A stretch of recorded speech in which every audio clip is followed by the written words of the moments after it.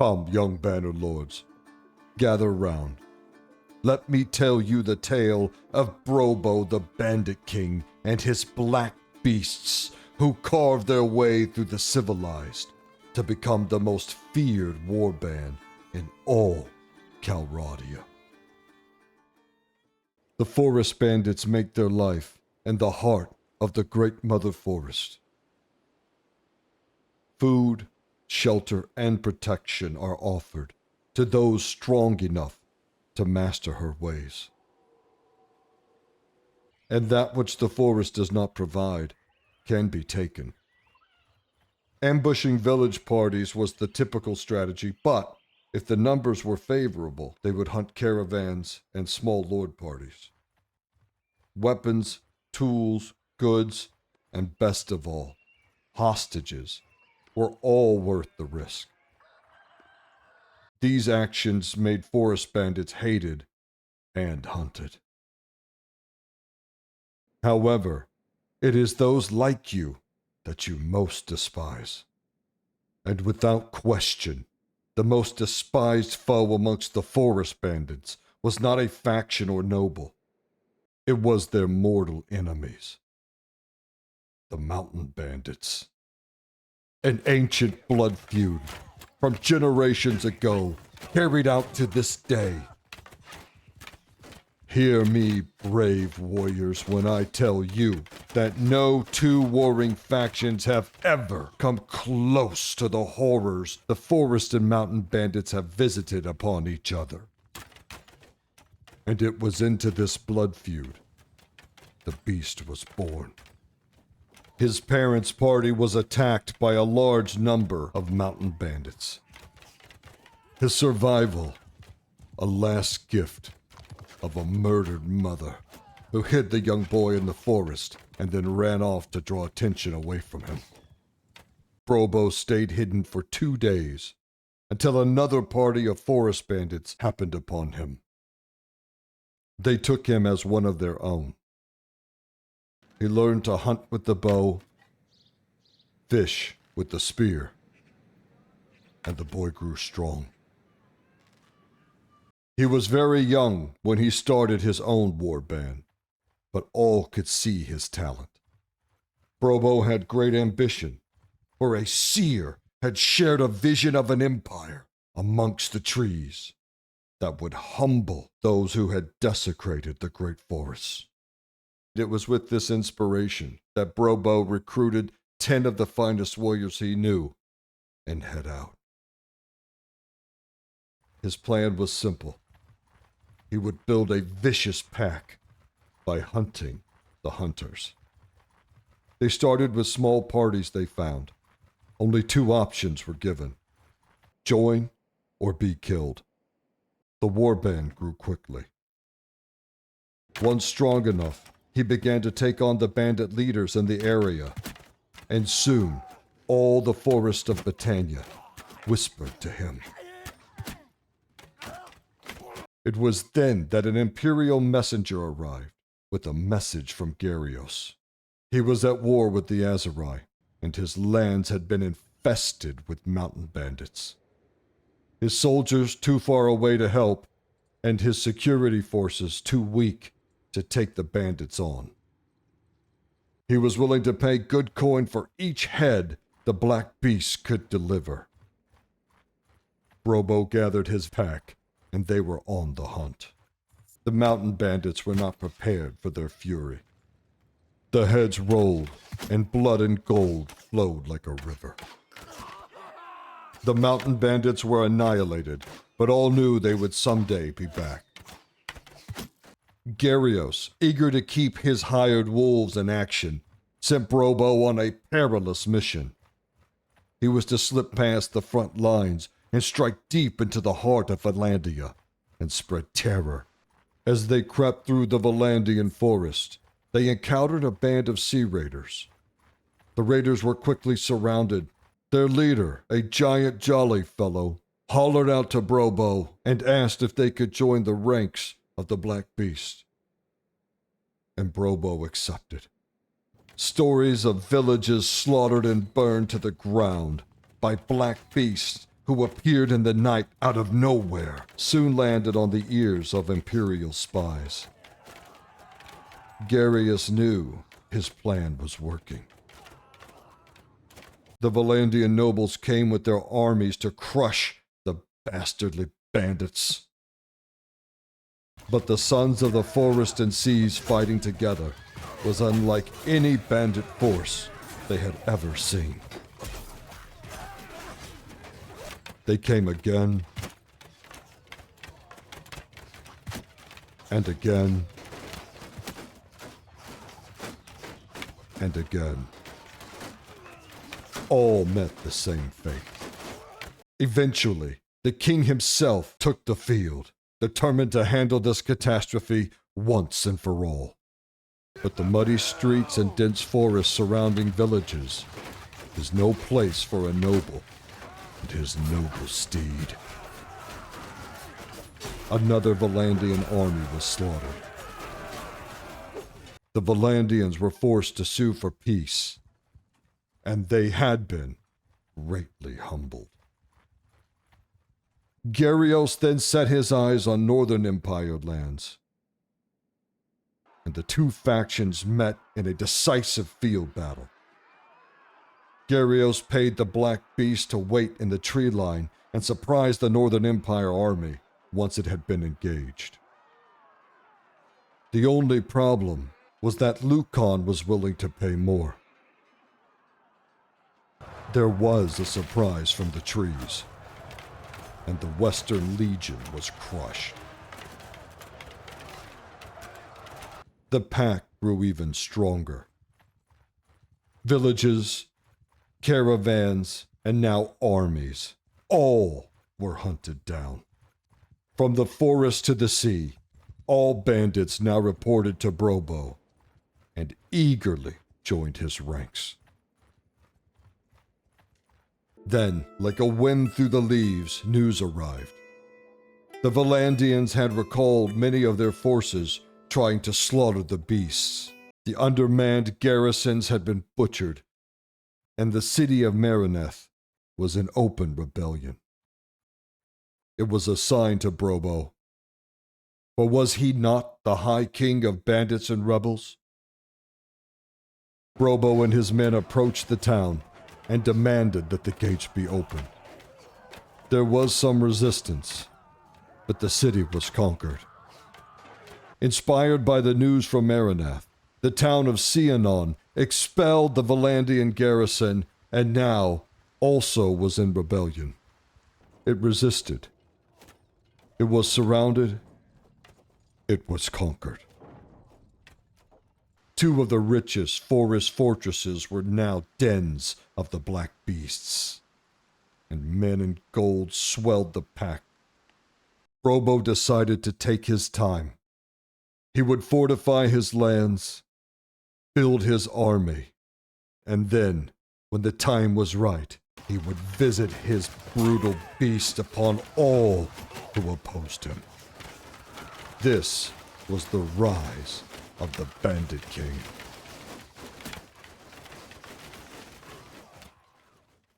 My most requested playthrough by a country mile, Oklahoma, would you please do a bandit playthrough? Well, here you go, family. Here were some of the rules I applied to this campaign to spice it up a little bit. We're going to start with what I refer to as the 10 Fian Start, and here's how it works. You recruit 10 of the Noble Line Archers, and for the entire time, from Clan Tier 0 to Clan Tier 1, you can always have 10, whatever they are. You can level them up to Champion, whatever you want to do. Okay, whatever level you want to level them up to, you can, but you can always have 10 of them all the way up to Clan Tier Level 1, because it's really hard to recruit bandit troops at the beginning. So just keep your 10 Fians, but no more than that. And after those 10 Fians, any new recruits added have to be bandits. Okay, so it's 10 Fians and a whole bunch of bandits. That's it. And then when I hit Clan Tier 2, I make that the last time I'm able to recruit any more of the Noble Line. So those 10 are my 10 guys, and I try to see how long they can last. The original 10 boys, I gotta tell you, it hit me in the feels when the last one died in my campaign. It clipped me, dude. So that's the 10 Fian Start. I really wish elite troops worked this way anyway, that they were capped by clan tier. I just think it's ridiculous that a level 1 clan can even have elite level troops. I think both how high you can upgrade them and how many elite ones you can have or noble ones you can have should all be capped by clan tier. You should not be able to have an army full of noble troops. It's ridiculous. When you first build your warband, you want to focus on the forest bandits. And then as soon as you begin to encounter them, feel free to start including sea raiders too. Doesn't really matter when, sooner or later. You could build a whole archer army and eventually include sea raiders, or you could just do it right from the beginning. Other units I would feel free to include would be things like the Skolderbroda, the Lake Rats, and of course any of the Forester units. Pretty much anything that could pass for a bandit, don't overthink it. Just throw it in the pile. Makes it a lot of fun. The most important rule in this entire playthrough is that mountain bandits are kill on sight. After what those sons of bitches did to Ma. And when you're bitching about having to do another bandit hideout, you remember that. Oh, I'm sorry. Is all that experience and loot not good enough for you? You get your ass in that hideout and you take a javelin in the face like a goddamn man.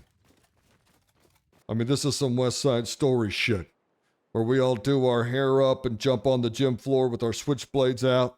Then we start dancing, shaking our hips and pelvic thrusting at each other. Like savages. And you know how the saying goes, if you can't take the heat. The goal is to live that Bandit King life while murking it up for various factions until you can capture a rebel town. Your choice on the rebel town, but I find the battalion ones to be very thematic. And here he is, the Black Beast Alpha, the Butcher of Battania. Brobo. You are so jelly. Doesn't this guy look so badass? Look at him. Oh, he's a dream. That's what he is. An absolute dream. You know the noble longbow and how awesome it is. Gonna start as a forest bandit, you gotta have a bow. I thought I'd get a little frisky and change it up with the bow and polearm as a secondary. And I gotta tell you, this Rumphia does not disappoint. Whatever spear you go with, the key thing I would make sure that it has is this trait right here, where it has a strong chance to dismount cavalry. Enemy cavalry are going to be your number one problem, and they're going to be all up in your archer line. So having something that can take a lot of them down very quickly is very nice to have. And you will grow to love this weapon in this playthrough. I promise you that. My boy here, he's not super armored. Just got the Fian bracers, and then here with the legendary fur boots. I mean, there's only 13 armor, but we don't get hit in the legs a lot. I mean, they just look awesome and super comfy. So yeah, we're going to stick with those. One thing you'll know that is mandatory amongst all who roll in the Black Beast family, we're all sporting the bear heads. You hear me? And we talked about all the other types of bandits you can include, but you can see most of my army is the Sea Raiders and Forest Bandits. And I've got to tell you, both of these units perform very well. You have to remember that here in the roguery tree, you give them +10 bonus to both vigor and control skills. Assign yourself to be captain of the archers, and recruit another companion to lead your infantry. When you factor all those buffs in together on top of these units, I think you're going to be pleasantly surprised with their performance. They get the job done well enough, I promise you that. And the best thing about bandits is you can recruit them in bunches, and they're free. Let's bring in the build here. We just put 5 focus in polearm so that we could swing it a little faster and pick up some of these perks like braced, 25% chance of dismounting enemy cav. Also like to grab things like steed killer and guards. Of course, we want to max out that bow tree. Going to take 7 attribute points, but we're only level 26. We'll get another one here soon. And then we'll be able to add that last one there. Take it to 7, which is what you're going to need to max out the tree. Remember, athletics gives you 1 extra endurance attribute here. and 1 extra control attribute here, so you really only need 6 and 6. And so polearm, bow, and athletics for combat skills. I made the focus of this playthrough cunning, so I maxed out scouting, maxed out tactics, and maxed out roguery. Tactics actually has some pretty neat little buffs in it, like here you get plus 10 party size, and as it goes all the way up. But if you ever max it out, I never have, it takes forever. But if you ever do, look at that, 0.5% damage for every skill point above 200. That could add up to be something pretty nice in a big-ass army. That's a lot of extra damage when you think about thousands of troops especially. But of course, roguery is the name of the game. Let me just tell you, when you're recruiting bandits into your party, and you're using those bandits to conduct raids, and due to the raids, they gain XP and level up. I mean, it's like a roguery feedback loop that just snowballs so quickly into a ton of roguery. Look at all that extra battle loot. Plus 62.8%, plus just a ton of other bonuses. First things first is to acquire the Forestkin perk as quickly as possible. This will double the already insanely overpowered bonus you get for being part of the Britannia culture. And once you acquire it, you remove 100% of the forest movement penalty. So you are flying through the forest at normal speed while everybody else suffers a massive penalty. And then the forest becomes your playground. And that's how you play it. You can use it to capture anything you want, caravans, parties, or to escape any problems you have. You just dip back in the forest and you're out. So this is the first perk you want to get to working on. And as soon as you've got the points in scouting set, you slide over to roguery and fill it up, because we got to get this roguery up as quickly as possible. This entire playthrough revolves around roguery. No morale loss for converting bandit prisoners. And since at the very beginning, the only bandits you're going to be able to recruit are going to be the bandit prisoners, this perk comes in real handy. This one adds a little bit more loot to the caravans. And look at how incredibly powerful this perk is. If you're the party leader, minus 50% food consumption for bandit units in your party, which means your army is going to have 50% reduction in food consumption. That is crazy. And you can add other reductions, like if your steward has warrior's diet. Here you get a 30% surrender increase from bandits, villagers, and caravans. Partners in crime here is probably one of the most fun perks in the game. And whatever you do, you sell prisoners, you recruit bandits, you do whatever it takes to get to 150 roguery ASAP. Because the moment you get this skill, the game changes. It doesn't matter where you are in the world, in Valandian territory, Sturgian, Battanian, Empire lands, wherever. If there's a Sea Raider camp or a Forest Bandit camp nearby, you can instantly replenish your numbers and get right back to raiding and causing mayhem. Going behind enemy lines, there are no behind enemy lines. The entire continent is full of bandits you can recruit into your faction. And once you get this perk, every one of them you come across will happily join you. The combination of the partners in crime talent, making it very easy to get new recruits, and the increased roguery, giving you huge amounts of loot, it makes recruiting a breeze. It makes making money a breeze. You can easily equip your companions with all the best gear because you're really not spending a lot of money. You're most certainly not spending money on food or recruiting or anything. And your ability to make money just keeps going up the more you do it. It's like this roguery snowball, and it's beautiful, and you got to check it out. So this is the main build for me: polearm, bow, athletics for combat, and then all cunning focused. I did do engineering here just because as part of this playthrough, when I was merking for the Western Empire, I did some siege defenses. When you have 70 or 80 archers that are pretty good, and you can get on one of those siege engines and do some damage, and then your troops are kind of pumping too. I was able to defend some sieges and made a lot of money like that. So for me, it was kind of thematic that he kind of learned a lot about engineering during that time. But you could get rid of this. You don't need it. It's a complete waste, really. I only used it then, and I don't use it anymore. It really would have been better to put it in leadership, charm.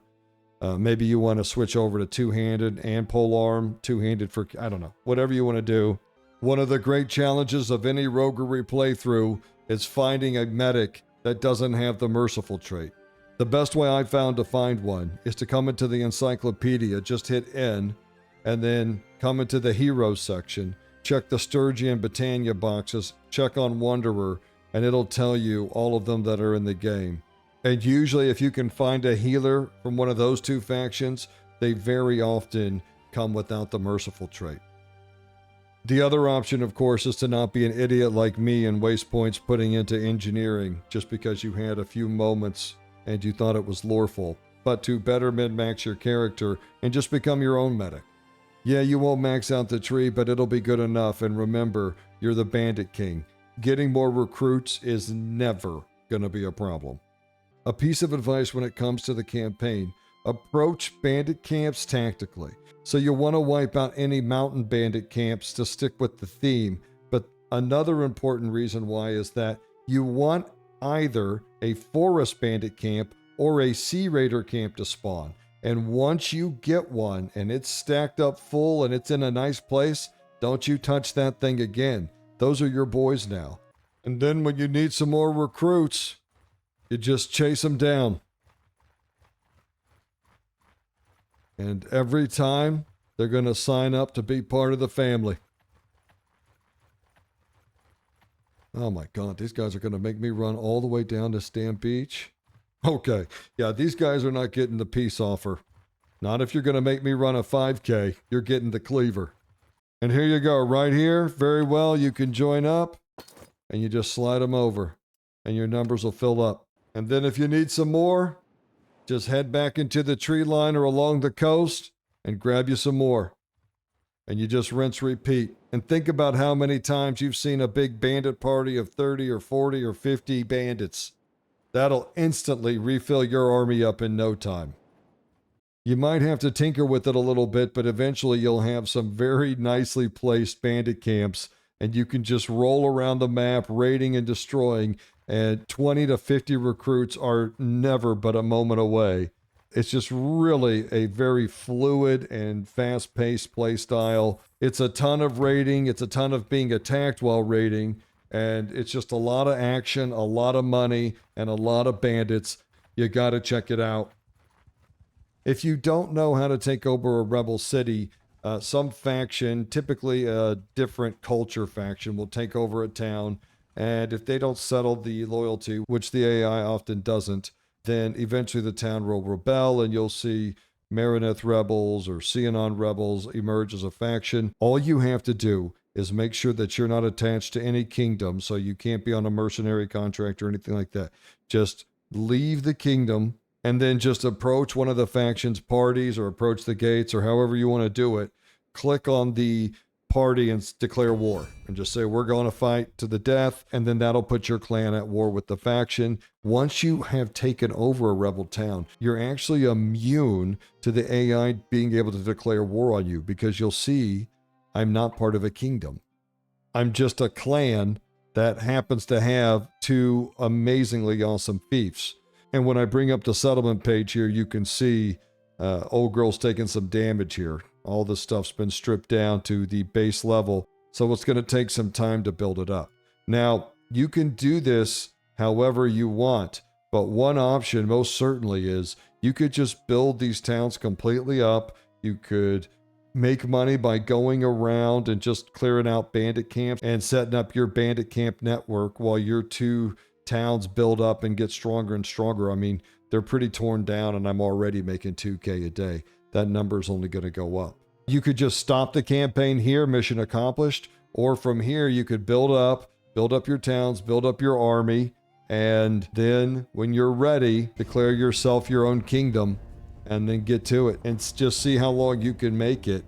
That might be another option. If you decide to become an official kingdom, one perk that could be kind of fun is the one right here, Veterans Respect, where bandits can be converted into regular troops, because then all your forest bandits can upgrade into Fians and into Fian champions. And so Veterans Respect could be an amazingly thematic perk in this playthrough, where you go from having this bandit army to taking these bandits and turning them into an elite professional fighting force. Kind of goes with the narrative and the story. Could be a really great perk to have. I think you can get to about 160, 170 with just 2 attribute points and 5 focus. So 5 focus would be enough here. And we always end with some battle footage to showcase the boys and how badass they all look together. I typically do field battles, but I want to show you more realistically the kind of battles you'll be involved in a lot with this playthrough, and that is in getting attacked while you're raiding a village, and that will always draw you into a village scene. And something to be aware of, if you're ever being chased by larger forces and you're really going to need some terrain advantage, just go wait in a village. They'll come into the village and attack you, and that will give you the village scene. And you'll learn very quickly the advantages of fighting in the villages, especially with the Sea Raider Forest Bandit army you have compared to the more traditional forces. It really plays to your strengths. And here we are on a beautiful August day, just having a nice little barbecue in the village here. And here come the scumbags. Now remember, when you fight these Valandia fellas, there's going to be a lot of ponies involved. And they're going to be all up in your archer line and going in and out and all over. All you do then is you pull out this big Ramphia here and you just get to cleaving, alright? Just be savage and keep swinging, and eventually you'll clear them out, but they can take a while. And look at these guys coming in here, and our crew just pumping them. You know, we really want to scoot these guys up a little bit, though, I think, because are the guys in the back able to shoot over? There we go. They're getting pumped. They're getting absolutely pumped. And just let them. Let your guys just work them. Here come the cavalry right here.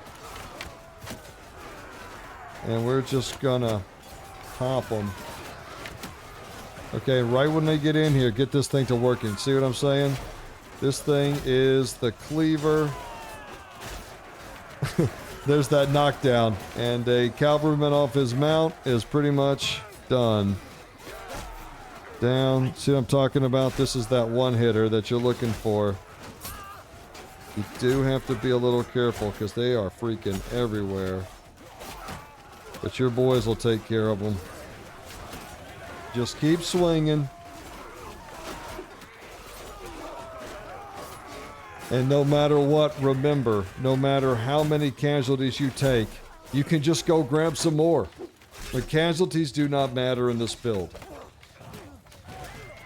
If I told you I had a playthrough for you where money would never be a problem, you could easily fill your army up very quickly with a ton of guys anywhere on the map, and the whole point of the campaign was just to run around and loot and harvest to your heart's content, would you be interested in that playthrough? Get out there and have fun, Bandit King. Oklahoma out.